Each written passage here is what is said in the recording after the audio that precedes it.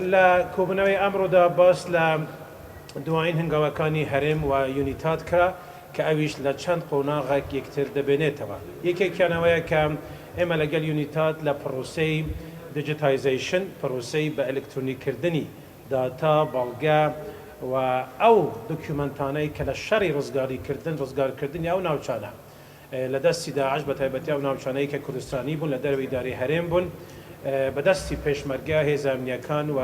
دەم و دەستگاکانی حکوومەتی هەرێم کەوتووە ئەمانە بە ڕێگای ئەلکترۆنی بە ستانداردی نێودەوڵەتی لە بە هاوکاری یونیتات ئەمانە هەم سنتەری بۆ دروست بکرێت هەمیش کۆ بکرێنەوە و لە هەمان کاتیشدا بە پێ ستانداردێکی نێودەوڵەتی ئەمانە پارێزراو بن لەگەڵ حکوومەتی هەرێم و دەم و دەستگاکانی هەرێم لە بواری جیاجیادا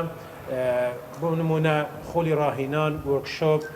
بە دادوەرانی هەرێم بە ئەنجومەنی دادوەری پرۆسەیەکی گرنگە کە ئەمە لە بەرنامەی ئێمەدا هەیە و ئەوی دومیشەوە کە ئێمە سنتەرێکی ئارشیڤکردن دروست بکەین لە وزارەتی ناوخۆ و ئەمەش پرۆسەیەکە تا ئەمڕۆ قۆناغی سێەمەشمان بڕیوە لەو پرۆسەیە تەنها ماوە کە ئەجهیزەی پەیوەندیدار و جێبەجێکردنی پرۆسەکە دەست پێ بکات و ئەوی تریش حقەت ئەوەیە کە ژمارەیەک لە کاندیدەکانی هەرێمی کوردستان ئەوانەی کە لە زانکۆکانی هەرێمن و ئەوانەی کە پەیوەندیدار و پسپورن بتوانن لەناو ئەو تیمەی کە تیمی نێودەوڵەتیە بۆ لێکۆڵینەوە لە تاوانەکانی داعش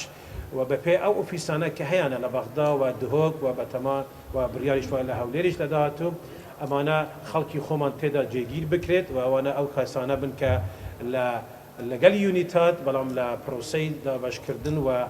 تەوزیعی خەڵکی عێراق هەرێمی کوردستان بێبەش نەبێت باوەی ئەو